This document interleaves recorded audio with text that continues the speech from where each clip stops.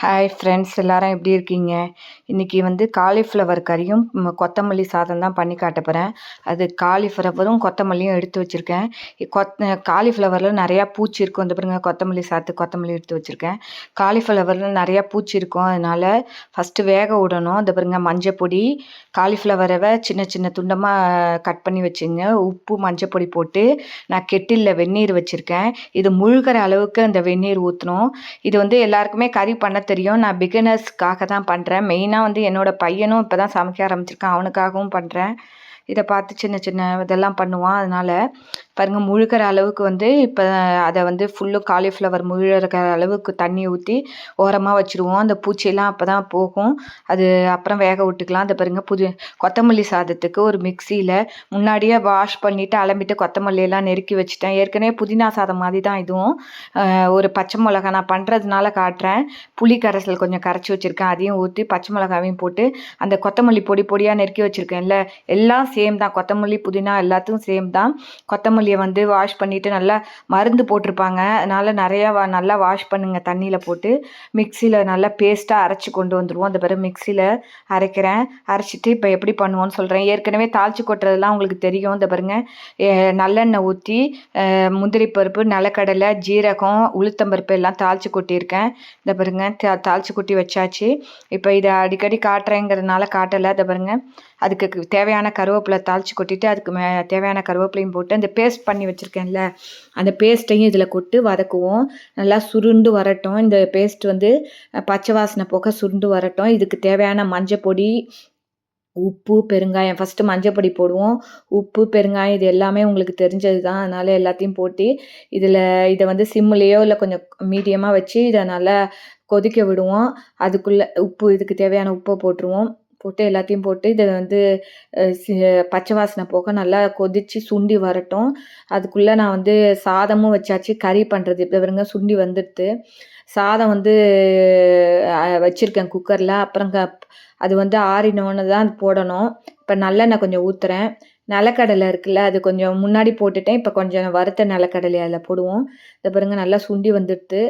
சாதம் குக்கரில் வச்சுருக்கேன். தாளித்து கொட்டி கறிக்கு வந்து கொஞ்சம் எண்ணெயும் ஜீரகமும் தாளித்து கொட்டி வச்சுருக்கேன். இப்போ கறி எப்படி பண்ணுவோன்னு காட்டுறேன்.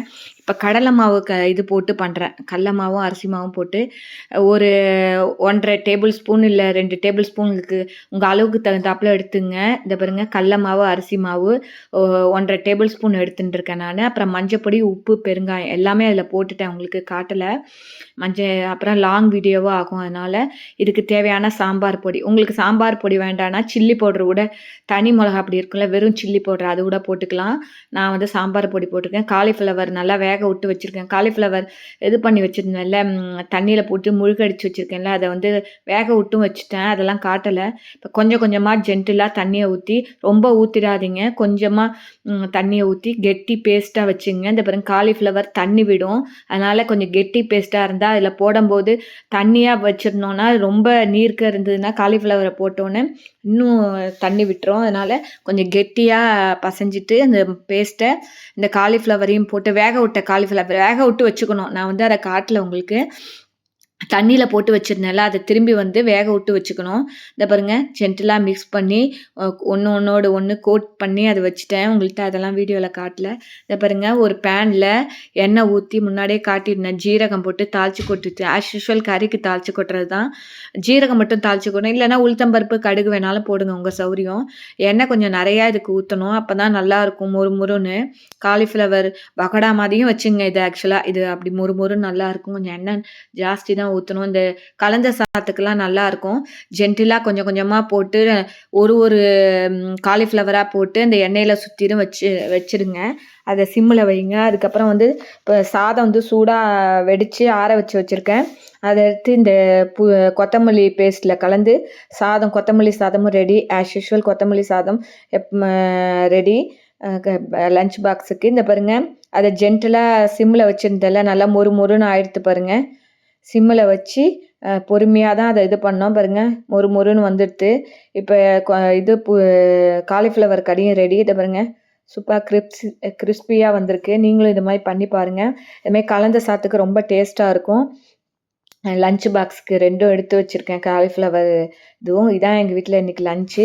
கொத்தமல்லி சாதம், காலிஃப்ளவர் கறி, இல்லை அது வந்து பகோடான்னு வச்சுங்க. ஆரஞ்சு ஆஃபீஸ்க்கு, லெபான், ட்ரை ஃப்ரூட்ஸ். இதான் எங்கள் வீட்டில் லஞ்சு. பிடிச்சிருந்தா லைக் பண்ணி, ஷேர் பண்ணி, சப்ஸ்கிரைப் பண்ணுங்கள். Thank you friends. பாய்.